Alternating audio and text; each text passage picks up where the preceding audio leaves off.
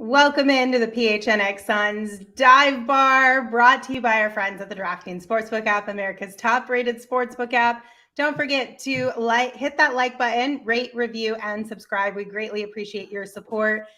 The Phoenix Suns fall to the Miami Heat 123-100, and that was an ugly game, you guys. I did not have fun tonight. But thankfully, I am joined by my friends, Saul, Gerald, and Espo, and they are here to cheer all of us up. Right, guys? Sure. No. I mean, I definitely am coming from. I can already feel the vibe. I can already feel that everybody's a little tense, a little upset. I'm like, meh. It's just one of those nights. Let's just say it. The Phoenix Suns are still the best team in the NBA. They just didn't show it tonight. I feel like every time after you say that, something horrible happens. Yeah, it's basically. I've said it every game. Like, they've won 30 of them. You guys can shut the hell up, all right? Look, that was an ugly game. That was one of those games where it felt like they took their opponent for granted, and I think Monty gave them plenty of reasons, talked about it before the game, why this is a good team no matter who they have on the floor, because of their system, because of their culture. They've got guys that they can plug in and play, and we saw that tonight. And it was also, I think, for the Suns, a little bit rusty getting some guys back. So I'm also with Saul. It's not the end of the world. It was pretty ugly though. Well, you know what? I'm not going to cut your hand off before you say anything, Espo. I will let you say whatever you got to say, but I have a counter that I feel like everybody is just kind of completely undervaluing right now. And I've been on this train for about 2 weeks, but I haven't said it because I'm like, maybe it's just a funk. I'll let you guys vent first, and then I'm going to say what I want to say. Look, when the Miami Heat shoot 22 of 44 from behind the arc, and they shoot 44 of 88 for the game, you're not going to win a lot of those games. And the Suns just happen to match that with a coming out flat offensively themselves. It was not pretty. But nights like this happen. They happen to every good team. It happened last year to this Suns team too much when you were playing against much worse competition. So the fact that two guys in Herro and Duncan got immensely hot and Miami just played well, I'm not going to freak out about this. This is just one game. What? I mean, just because I can't remember, not because I'm accusing you of being wrong, but like what game last year outside of the Clippers game at home when they were like down by 32, but they came roaring back. What game were they like this? Where they just OKC and Detroit? They lost to two of the worst teams in the league, and I believe it was back to back. Yeah, but Detroit was still a close game. They weren't like they didn't feel like they were out of it by the second quarter. This game felt like it was over in the second quarter. They lost to bad teams last year in embarrassing ways a few times. Like I'm not sweating losing to the 25-15 Miami Heat, even though yes, I know a bunch of their starters were out. This was just a great shooting night for Miami. It was also a very poor defensive night for the Suns. I think you look at the quality of threes that they were getting and how many they got up in those first two quarters. And that was a little alarming. And I think in this case, we don't write it off, but we can say like this was a game where they were getting two starters back. And those two starters just happened to be their most important front court communicators on the defensive end. I think we hear the Suns talk about how they're on a string a lot, how they talk defensively. I think they had some rust to shake off tonight, and they didn't do a very good job against a team that's very switchable, that has shooters all over the court, and that moves the ball very well. So it was kind of a perfect storm as far as when they were welcoming these guys back, trying to get the defense back on its normal level, because that wasn't it. It very much felt like I was watching the Cardinals, where Cliff Kingsbury just continues to throw the ball and run trick plays that are completely useless instead of just doing what you do best, right? And the Suns kind of got away from their game because of the hot shooting of Miami, shooting as many threes as they did. They tried to match it tit for tat, and it didn't work. And then they were lost defensively, and it was just a bad game plan from the start.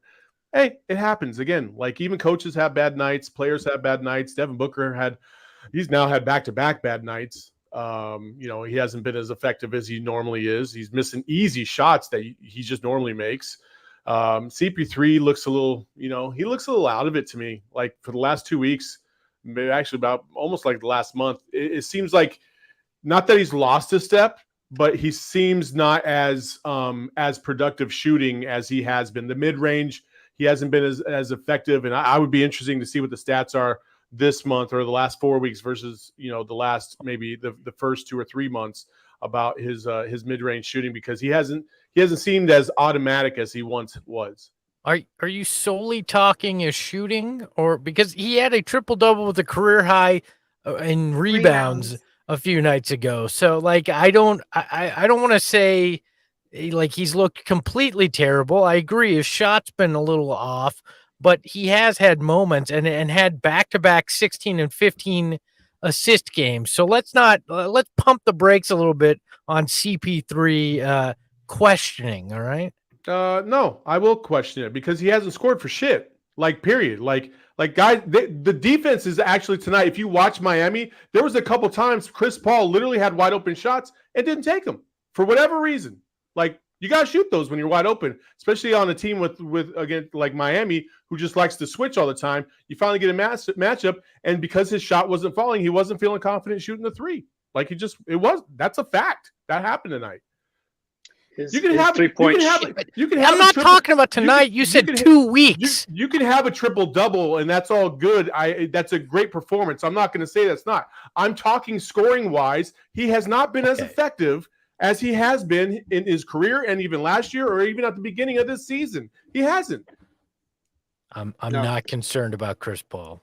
Okay. I'm not concerned about him either. I agree with Saul that his shooting, I mean, he obviously, you just look at the numbers, he hasn't been as efficient this year as far as his individual offensive scoring is concerned. And that's something that we will probably need to see at some point in the playoffs, just because we saw it last year, how important it is to be able to have not just Booker, but another guy who can get his own shot at any point in a game. Right now, I don't think that's a focus for him. And I'm curious to see when the playoffs come and that becomes more of a focus, whether he's still got that. I think he does. I think right now, this has just been a weird time playing with so many different teammates, trying to get so many guys on the same page. And the brunt of that responsibility usually falls to a guy like Chris Paul. We saw him last year when he was playing with new teammates kind of defer just to try and get everybody comfortable. I think he's been doing that over the last few weeks with so many guys in and out. That's just my guess. I don't know. I can't say for sure that Chris Paul is like perfectly fine, but I think he's going to be okay. I think this is just a weird stretch of the season. Now they've got their guys back. You get them acclimated, get them reconditioned, and go back to playing Suns basketball. I think things will be fine, but that's... And just to be clear, I'm not talking about like the last 2 weeks without Aiden and Jay. Like, I'm talking about what I am seeing from him before those two came out. So you had your whole starting unit, the rotations were pretty much set, and he would come off, and those mid-range jumpers that were so automatic once before, he's missing more of them now than he has before. So that to me either tells me like something's wrong with his shot. I know he's working on his shot. He's just like Devin Booker. When he's a little bit off, I'm sure he's in the gym trying to pump up 5,000 shots just to get his rhythm back. Or his legs are a little bit, maybe not full strength. I personally feel like Chris Paul plays too much. Like, I just do. And I feel like he's 37, guys. Like, at some point, listen, LeBron is a fucking freak, okay?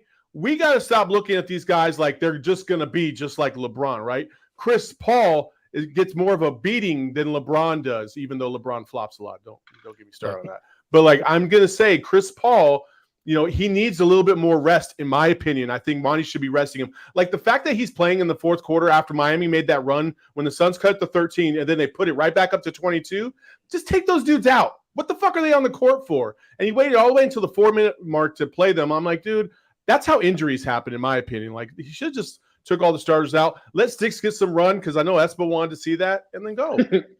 Look, No, go ahead. I'm not filling the bathtub for Chris Paul yet, all right? No, but The you're man inching ain't closer, washed. aren't you? Like our man Corey Williams said. Yeah, he said ain't washed washed. up, His but feet. he's getting close to the bathtub. He's not. He's not. Larry Knapp made a good point, though. It says Monty Williams should have eased Ayton and Crowder back in versus Miami. I don't disagree with that. They felt like they didn't have the energy, which is to be expected after being out with COVID for as long as they were.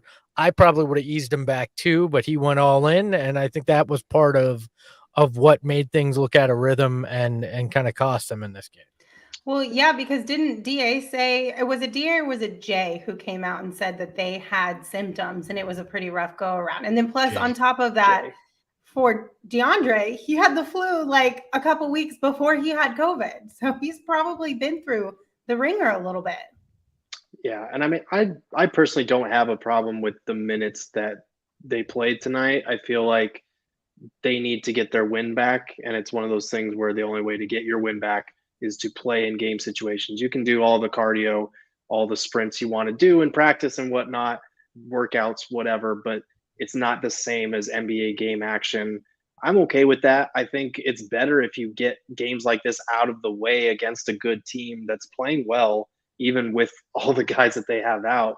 Like, yeah, it looked ugly. Yeah, it was an ugly result, but might as well get that out of the way. I'd rather do that than ease them back in and have a prolonged process of trying to work these guys back in. And I am curious though, Saul, where do you want Chris Paul's minutes at? Because he's only playing, 32 minutes for a guy his age is still a considerable chunk, but he hasn't missed that many games over the last couple of years. So where do you see his minutes being at? Listen, we we're already talking, like you guys have mentioned earlier, about how you want to see how he's going to do when we get to the playoffs. You know what I mean? Well, in my estimation, like I keep thinking about that Bucks series, and I know he had so many elements going on: the wrist, the shoulder. Like I get that, but he also looked tired. Like he looked tired in that series, especially in the last two games when the Suns needed him the most, right? They needed that extra score. Devin Booker did his best to try and keep him in it, but he just looked like, there was no juice left, right? It was just, he was exhausted. And now I'm sitting here thinking, okay, he looks a little slower. Like he just looks like he's just doesn't have that bounce that he had maybe the first month or two of the season, like crossing dudes up and spinning around and just, he's crafty. He's smart. He knows how to get his shot off, but it's not the same like when you're watching his speed and his quickness. It's just a little slower. And to me, I'm like, okay, is he starting to show signs of wear and tear, or is he just pacing himself? And that's just the way Chris Paul is. I think he should play 25 to 30 minutes a night. That's what I think. I think that's the wheelhouse. I think if he extends himself to 34, 36 a night, it's like, all right, well, now I'm concerned about the playoffs. One point with that, I think that would do Monty and Chris Paul huge favors on that front is campaign's got to just be better. Yeah. Like Yes. they need more out of him because he has not been great this year. His numbers are way down shooting wise. Yeah. He's been taking some questionable shots. And if Monty could trust him a little bit more, or if they could just feed him a little bit more of the lion's share of those minutes, that would help a lot. But right now they're not getting a lot out of those backup point guard spots. Yeah. Official Lil Woozy in the chat said, yeah, we should rest Chris Paul more, but don't like the turnovers from campaign. No, true. Yeah. So it's a kind of a tough situation to be in. That's the spot. Go ahead. I was just gonna say that's the spot I think James Jones looks to solidify a little bit more before the trade deadline, because that could become an Achilles heel, not only late in the season, but in the playoffs. If Campaign doesn't find his form where he was last year, you're going to need a guy that you can rely on, and it sure as hell ain't Elfrid Payton. So who are you going to turn to? You're going to have to find that guy, and I'm sure James Jones will attempt to. All right, guys, you ready to go to the bar? I feel like we could all use a little bit of a drink right now. Sure. Definitely could use a drink. Tonight's drink of the night, the Kennedy Crusher, because he crushed us. Oh my God. This drink made with a lot of bitters. All right. A lot of bitters. So with that, I will give you guys and weigh in the chat, everyone who's watching us live right now, how you feel about this. But I will give each of you guys an open platform to air your grievances about the officiating from tonight's game. Saul, would you like to take the floor first? Because I have a feeling we should give it to you and let you run with it for the next 15 I feel like the people are waiting for a Saul rant. Listen, I will say this. I have met Bill Kennedy before. He does a lot of clinics for local area high school and college coaches. He's a really nice guy. Tonight, he absolutely sucked. He did. He was the worst official on the floor. He was calling. He was, so as a referee, right, there's 3 points. There's one on the baseline. There's one at the around the half court hash mark area, and the one free throw line extended. So it's like a triangle. And you have an area that you got to cover. And Bill Kennedy, on multiple occasions, went outside of his area to make calls against the Suns tonight. And for that reason, he was absolute trash. Absolute trash. It wasn't even close. Watching some of his calls, and then the audacity to go to the fucking table and look at the replay on 2 different occasions and both go against the Suns when both should not have. Oh my God, what the fuck are you doing in the NBA at this level calling those plays? Like, no.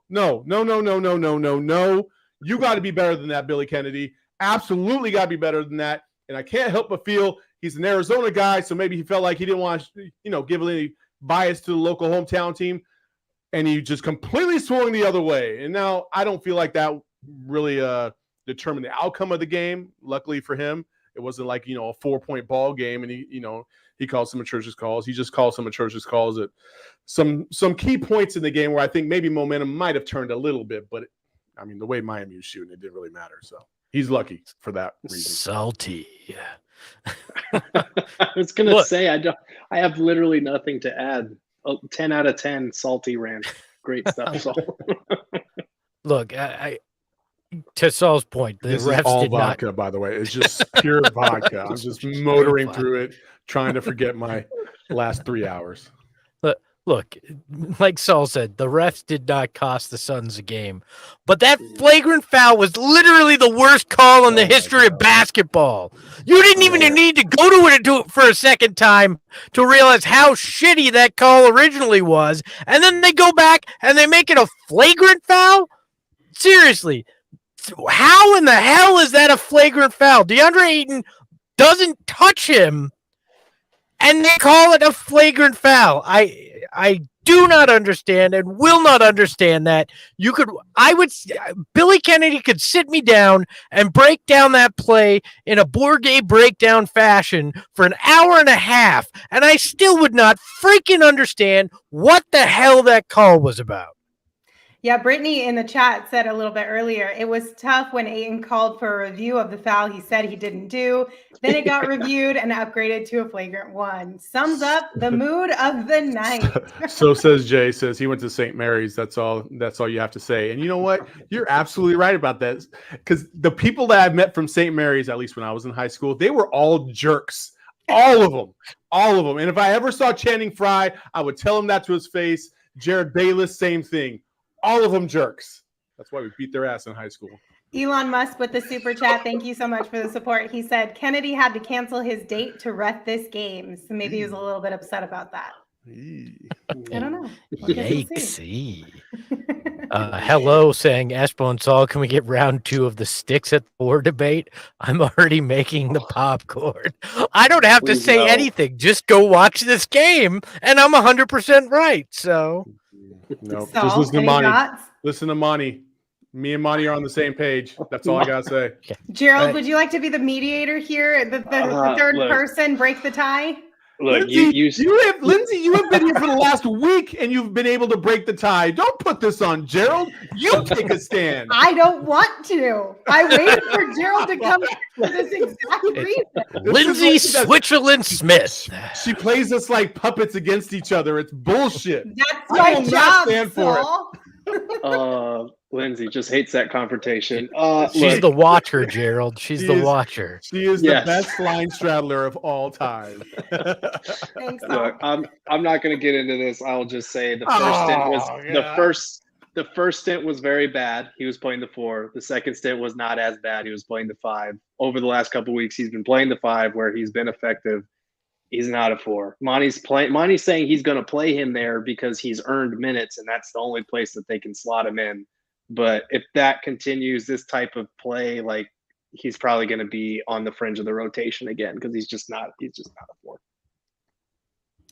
All right. Anybody Coach else want to JJ. have anything to say on that? Coach JJ, Lindsey is the Canada of the podcast. Very neutral. Very neutral. It is very true. I just want both teams to have fun. That's all. Gerald, I must have missed a pod or two here or there, but why does everybody call you Pete Davidson? Oh my gosh. Okay. you were remember- out.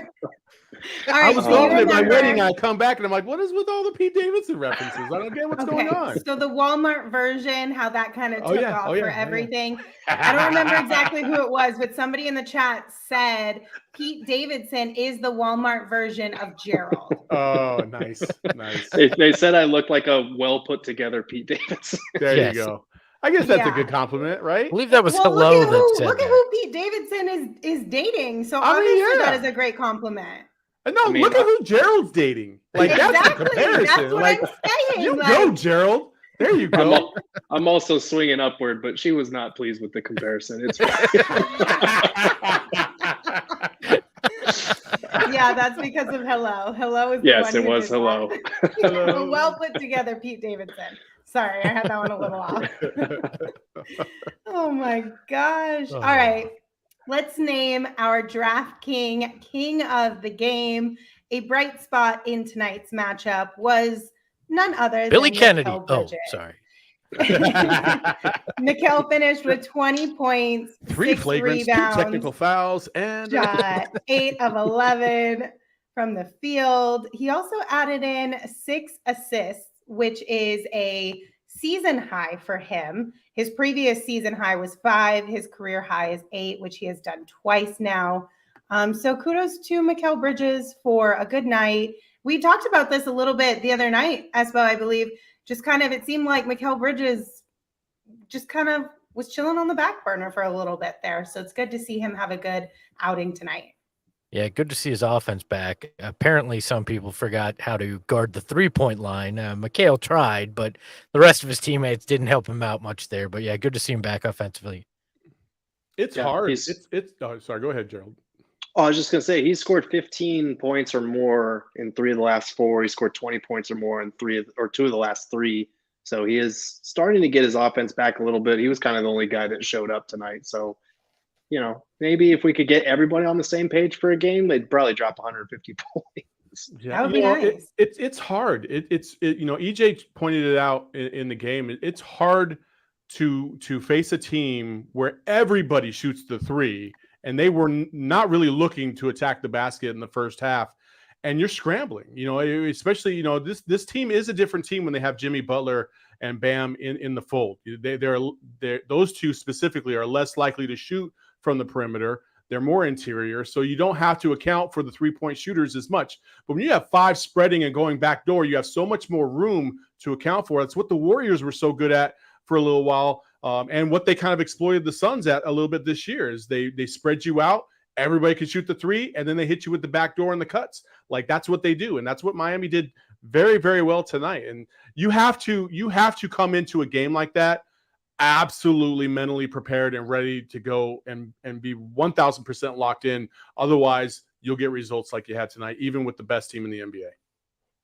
All right, I have to make a quick clarification because I was reading the graphic and Shane just put a comment that said, oops, I was supposed to say 6 assists, Bad Shane, because I read 6 rebounds, and Mikal did not have 6 rebounds. He only had 1 rebound. So he had 6 assists and 20 points on 8 of 11 from the field. So just wanted to clear that up for anybody listening on the audio version later on.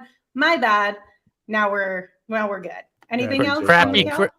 Crappy crown placement and crappy statistical there. No, Shane, Go you're back not to fired. DJing. You gotta be nice to Shane. He wasn't feeling so hot this week. You know, we gotta, you know, he's been through a lot. So, you know, like, let's just back off. Well, you know, it happens. Yeah, he's had to watch ASU basketball.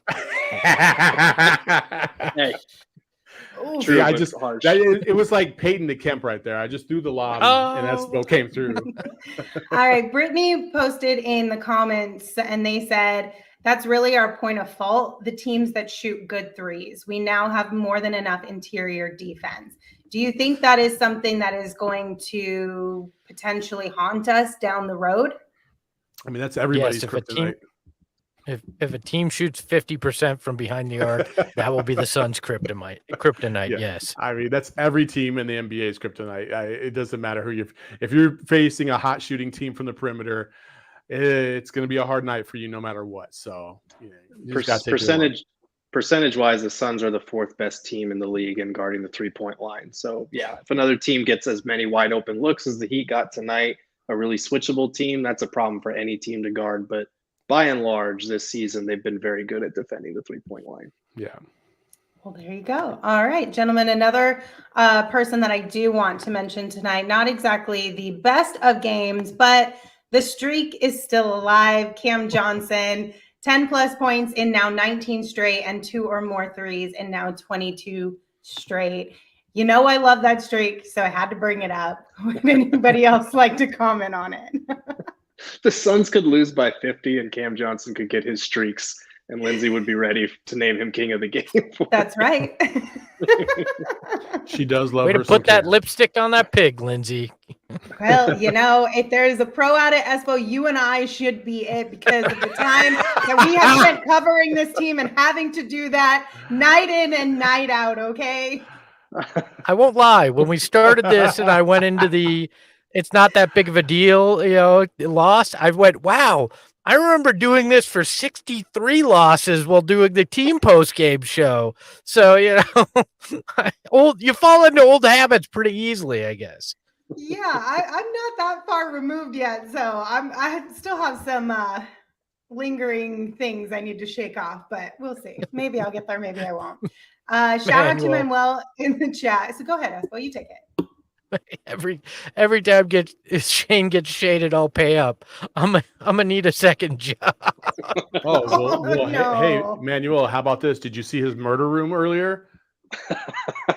Did you? No, you missed that. Okay, well, Shane. There it is. You closed the door back behind you. You didn't want that paranormal activity coming up from behind you. I looked at it after the show and into the reflection, and it did look paranormal activity with the door open. I'm not gonna lie. There's something about the door. My ring light wasn't on. Now I look beautiful. You can join me on PHNX bets. I'm getting like silence. Shane, go away. Getting severe Silence of the Lambs vibes from that right? room. It puts the lotion on the skin, or it gets the hose again.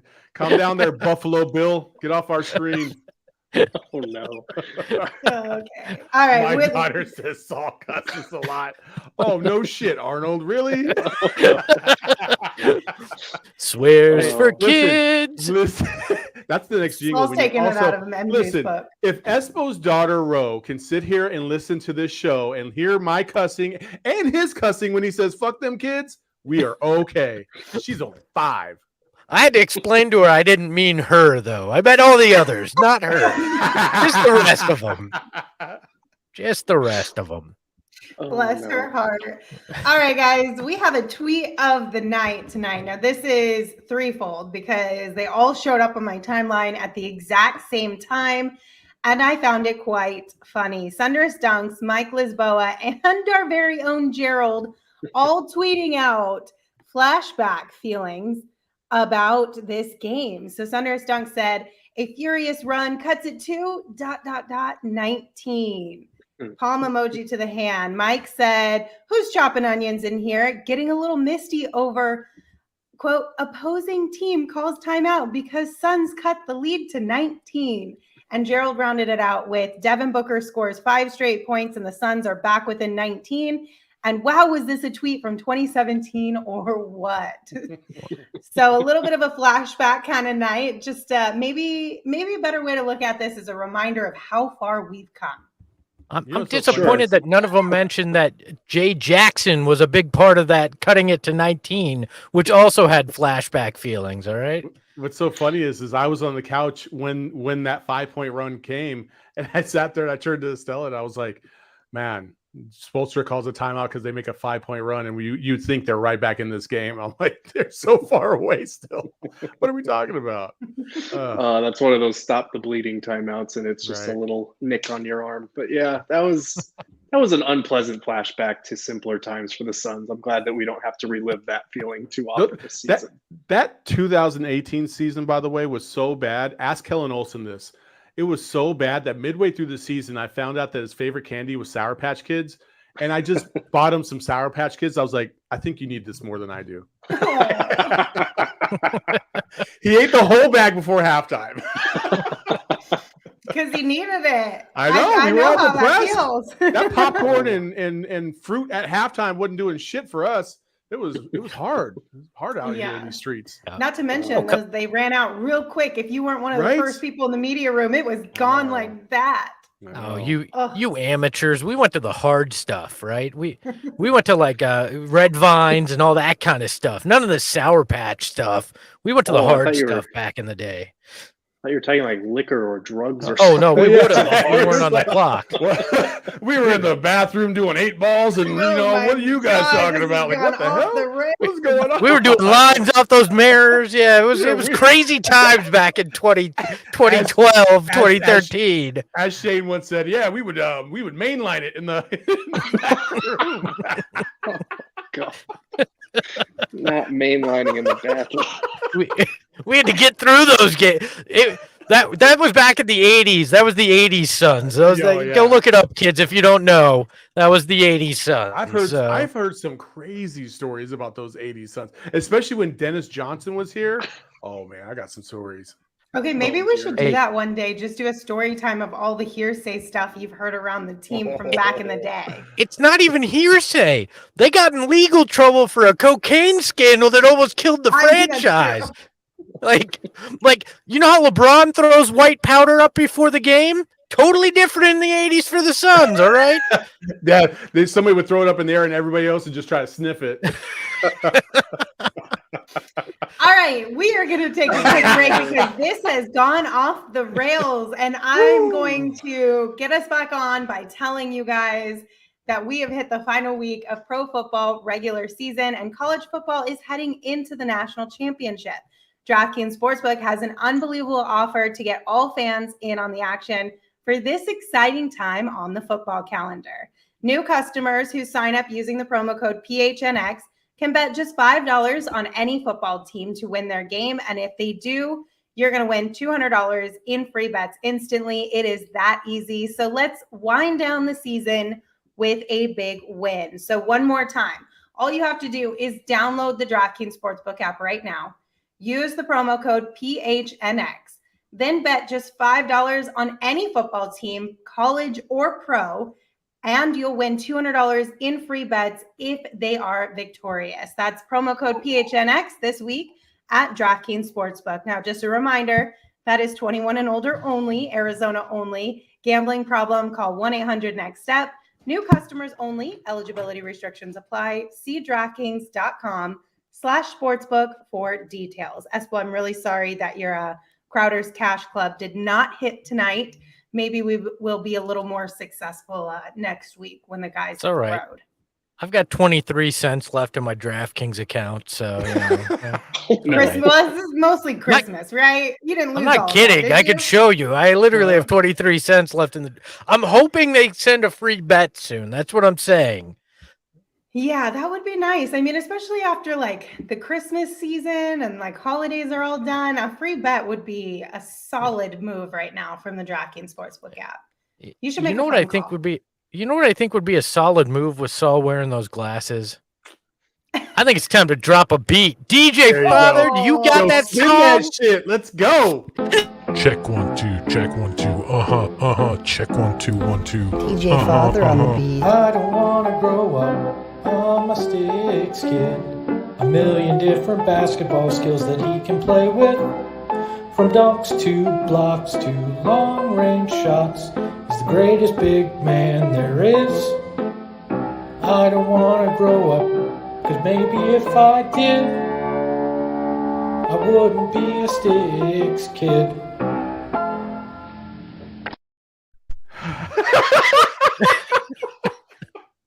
It was somehow worse the second Hey, time. right? You heard the Victorian kind of piano, like it puts the lotion on the skin. That hits different. That hits different at 10:03 at night than it does at 6 in the evening. Shout out to DJ Father for helping Espo with that. If you guys missed that show, DJ Father is actually Shane Diefenbach, our producer. So the two of them were able to put that together in less than 48 hours. So even though it might be a little cringy, still kudos to you guys for that one. Just wait till we have our Swears for Kid jingle that'll play every time Saul has to Dude. donate to that Dude. charity when he curses on the show. Dude, That'll be no, fun. when we curse on the show, it's That charity everybody. would be so loaded. Oh, We're gonna have a jar on the set, and we're gonna. you, Saul. Yep. Oh, I'm ready. Let's go. I'm ready. To the Cars for Kids song. That's what we're gonna do. Is Swears for Kids to the Cars for Kids tune. So that's coming up soon. I like this idea. I just have one advanced stat from tonight's game, and that's that the Suns have a minus 23-point differential since the Sticks Kids song came out. So we need to bear that in mind. That's because Sticks got screwed. He didn't get a play. If he got a play, he would have been motivated by that. First 30-point game from Sticks would have happened tonight. This is Monty's fault, not mine. Oh, no. Gerald bringing the advanced stat on the Stakes Kids song is next level. All right, guys, we are going to round this out. Go ahead. If somebody just joined the show for the very first time, they wouldn't even know, and they didn't know what Sticks Kids was. They probably thought they probably would have some bad images in their head, like, "Oh, those poor kids, what's going on?" You know what I mean? Like, They think I'm saying sick kids. Oh, no. oh man. If you guys need I any don't want to grow clarification on up. these I'm a things, sick kid. Please No. tweet us for clarification. Do not think we are that horrible of people. No. Oh, no. Oh my gosh. All right. Quick question for you guys from Code JJM in the chat. He said, would a rotation of Sticks, McGee, and Bismack will be good enough if we trade Aiden? No. Stop this crap. You're not trading Aiden. No. That's worse. That take and that question is worse than the song. Let's make that very clear. They're not trading Aiden. Why? What has told you that DeAndre Ayton is less valuable than those three? What has told you that? This conversation, I feel like, originated because the Suns at the center spot were getting consistent production with or without him. And I think the important thing with that is to recognize that playing regular season games against the Charlotte Hornets is not the same thing as playoff games against the Utah Jazz or the Golden State Warriors or the Milwaukee Bucks, if that's who's waiting down the road. Like, you need Ayton. There's a big gap in what he can do versus what even McGee and the rest of the guys can do. So I just, that's what I don't hope that DeAndre Ayton is out for one of these key games. But if there was ever a situation where Sticks had to start against the Golden State Warriors or the Bucks or the Nets, everybody would shut up real quick about that whole nonsense. They just would, because there's no way. There's just no way. Look, I think this is because of the Sabonis stuff earlier in the year, the report that they had asked about Sabonis in the past. So, you're not trading DeAndre Ayton for Domantas Sabonis, all right? It's just not going to happen. Why would you throw a nuke into one of the best Suns teams we've seen. It just makes no sense to break up this roster right now and do some major shakeup. It makes absolutely no sense to do it. No, they're good as is. The problems that they need to address are having another shot creator off the bench. Cam Johnson can score off the bench. They need someone who can handle the ball and create their own shot off the dribble a little bit. A guy like an Eric Gordon comes to mind, but no, you don't need to break up the starting five. You don't need to trade DeAndre Ayton because of the whole contract thing. You pay him this summer, especially after realizing how valuable he's been all season long. I really hope the Eric Gordon thing happens so we can break out the old shirts that said Eric Gordon cornerstone when they were trying to bring him into the franchise. We can bring back up the press release where he said his heart's in Phoenix, hoping that the contract didn't get matched by New Orleans. Oh, we could have so much fun if Eric Gordon comes to town. By the way, those are the behind the scenes stories that Lindsey was talking about. We should bring up on one of these episodes. But by the way, Manuel says, I hope to God y'all HR don't watch the show. Our HR department's on the show. It's Saul. So it's good luck. It's actually, like Espo says, it's me, but it's really me and him. Yeah. Okay. We're the HR department and we're causing this. So, I feel like I'm the HR department of this show. I just have to reel us back in when things go too far. Yes, you are definitely the HR department of this show for sure. Absolutely. You failed tonight, Lindsey. I did the best that I could given the circumstances and who I had to manage, okay? All right, guys, we are going to round out the show with a little social topic for the evening.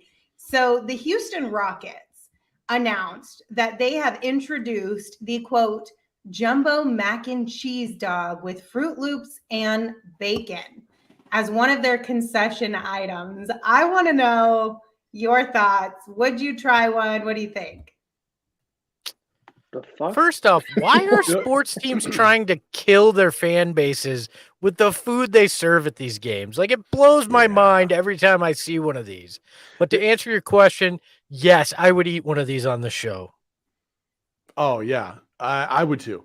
I would too. You gotta try it, right? Like, somebody schooled me up to water with like orange in it and like a little bit of mint, and then pouring espresso in there. And I was like, what? Low key, the shit. Like, I had it. It has like a natural sweetness to it. I was like, I would have never tried that. Never. And it's the bomb. So yeah, I'm willing to try anything once. I think I need that recipe, Saul. I got you. I want to try it. I got you. I can tell you that hot dog, that sweetness ain't natural. It's Fruit Loops. All right. So, Gerald, they had me until Fruit Loops. Everything else looked bomb, and then the Fruit Loops threw me a little bit. I don't know. I mean, I'll try. I'd try it once, but I don't know. That looks questionable to me. I would definitely try it. When I was younger, my motto was you always have to try something twice. Once to get like the initial shock or whatever out of the way, and the second to make sure that your feelings are correct about it, right? So something like this, you try it once and you're like, ew, Fruit Loops, it just doesn't work. But it's because you've worked yourself up to think that Fruit Loops wouldn't work. But then maybe your second time around, you're like, actually, this might be an odd combination, but it works weirdly enough. So I would definitely try it. Yeah, I tried that with beets. Nope. Oh, beets. Nope. You're like just not a fan of beets? No, beets suck. Beets and lima beans are the two worst foods on this planet. Oh, cheese doesn't make it in your top two? No, I said cheese was overrated. And I mean, when I go get it like a burger, I don't seek out cheese. I don't get cheese on my burger because I don't really like it that much. But it's not like one of the worst foods of all time by any stretch of the imagination. Like, if I had a slice of cheese, I'm not going to be like, oh, the end of my life. Like, nah. I eat a beet, I will be salty for like a year. I don't think I've ever had a beet. You're salty already. They taste like dirt, Gerald. I'm not gonna lie. Beets kind of just taste like dirt. Like, but they're super good for you, apparently. If you want to eat, like, I do the powdered beets, like in a protein shake. Like, I'll do that, no problem, because it doesn't taste like beet. Beets also stain. Like, they do. That's weird. Like, any food that stains you when you're trying to prepare them and or eat them and you drop them, probably more work than it's worth. If you want to taste beets, Gerald, just take your shoe off right now and lick the bottom of the sole. There you go. Please Beets. don't do that. I live from the post game show. New meaning to soul food here on the post game show. What's the worst thing you guys have ever eaten at a sporting event? Like, I what's was or just the going weirdest to ask that same question. I ate crickets Ooh. Did you on where purpose? We're at? at a Suns game. Yeah, it was a I don't know if it was Mexican Heritage Night or Latin night, but it was one of the nights they wore the You Los ate it Suns on air. jerseys. Didn't you eat Yeah, it on air? Oh, I remember did. that. Yeah. Yeah, and crickets are in certain parts of Mexico. They're like a little snack. They're toasted and salted with different seasonings. And the Suns had some at the arena, and I tried it. And honestly, they weren't. I wouldn't eat them again. We did get some when we were in Mexico earlier, or in the fall of last year, and I didn't eat them again because I didn't love them enough to eat them remember again. her But they eating weren't them too. bad. Oh, I remember you eating them too. Because the first one, it was just like you said, like you need to try it twice. But the first time, she was like, It was real nervous. I don't know what mine is. I mean, I haven't really had anything terrible at any of these sporting events. I mean, maybe the craziest thing I had was like a snoring dog, but those are good. So Yeah, those are bomb. I had a burger crusted with Cheez-Its that was like this weird. It was at the Cheez-It Bowl when I was running social for it, and it was quite bizarre. I was like, yeah, thanks, guys. If I wanted to eat Cheez-Its, I'd go get a bag of them. I don't need them jammed into my hamburger. So Okay, but you didn't like that? I feel like that might be good. it was No? low-key terrible. Because I feel like that would be like putting chips inside your sandwich, right? Like that the little extra crunch in the sandwich. But it was is like pretty they good. were like, no, it was like ground into a fine powder and coated Oh. the meat. Yeah, no, then that's Oh weird. no, that's gross. Yeah. Yeah, I- that defeats the whole purpose. I don't know what mine would be. So I did have nachos at a Suns game once. This was years ago, and I found not like a hair, but like a couple of hairs in the nachos. Like I don't want to say a clump, but there were multiple strands of hairs in the cheese. a cluster. A That's cluster. disgusting. If it's not a clump, is it a cluster? Is there a But what- differentiator here? To be fair, I was enjoying the nachos until then. I don't know why I did this. I don't know why I did this. To Was there a differentiate glump of hair in there? Oh no. What was the cheese cold? Did it have pickles? Are we going on a Charles Barkley rant? No, the cheese was warm. It was they were good nachos until the hairs, and then that kind of ruined it. That's Hair so nachos. gross. That is That so actually- gross. There was a specialty though. You just didn't see it on the menu. It was a specialty. It was just like the hot dog with the Fruit Loops. Yeah, it was gross. I don't think I've had nachos since then. I think we should bring in some crazy foods one of the next times we're in studio and do this pregame. Just see who will eat the most bizarre thing on the air.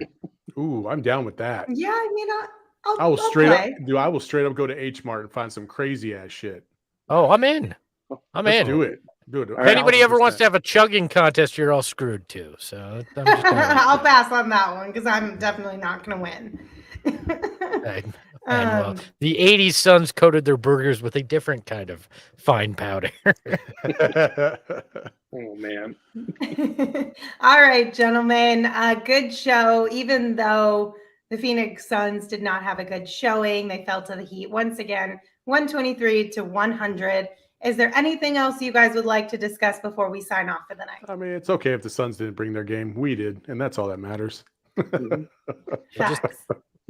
just flush this one and let's move on to the next. Yeah. Absolutely. All right. Well, thank you all for tuning in. And a quick reminder, if you have not become a member at Go PHNX yet, now is a great time to do that. You can expect in-depth features, film breakdown, exclusive videos, special discounts, and the most engaging discussion and so much more over there. The biggest reason to sign up, of course, is so that you can read Gerald's amazing articles. He puts multiple articles out every single week. It's always great stuff. around the Phoenix Suns, this team we love to support and learn more I- about. I love how you just said that. You gave him a compliment, and immediately his face went. What was that for, Gerald? No, I just He was like not- almost embarrassed for the compliment. He was just like, I don't take compliments well. He was like, what did you do? I don't know what to do with my hands. No, you're fine. You're fine. That's why we have to say it, because Gerald won't hype himself up, so we got to do it. That's right, baby. Because Gerald, he's too shy, but we are your biggest supporters, Gerald. So Gerald's Thanks, the guys. opposite of the irrational confidence guy on a roster. He's the irrational pessimism of himself. Like he's just like he acts like he can't string two sentences together when you bring up his writing. He's like, I don't know. Coach JJM said compliments causing him physical pain. That's pretty much it. Oh, but once again, become a member at gophnx.com to unlock a world full of Arizona sports coverage that you are going to love. Head on over to gophnx.com today and become a member. And if you do, you'll either get a free t-shirt from the PHNX locker or your first month for just 50 cents when you sign up. Thanks again for tuning in. We really It was so appreciate good to you have guys. all four of you guys back at the I same know. time. I missed you squad. guys. Whole squad ready. Let's go. It's Full been squad at a fun. distance. The way I like it. So, You can follow me on Twitter at Lindsey Smith AZ. You can follow Gerald on Twitter at Gerald Bourguet. You can follow Saul on Twitter at Saul_Bookman. And of course, you can follow Espo on Twitter at Espo. Just so you guys know our schedule for the next few days, we are taking tomorrow off. On Monday, we will have an audio episode available for you wherever you get your podcasts at. And then Tuesday, we will be right back here at 5 p.m. for a pregame show before the Suns take on the Raptors. Espo, you want to take us home? remember, it's great to be a Sticks kid. Ahoy, hoy!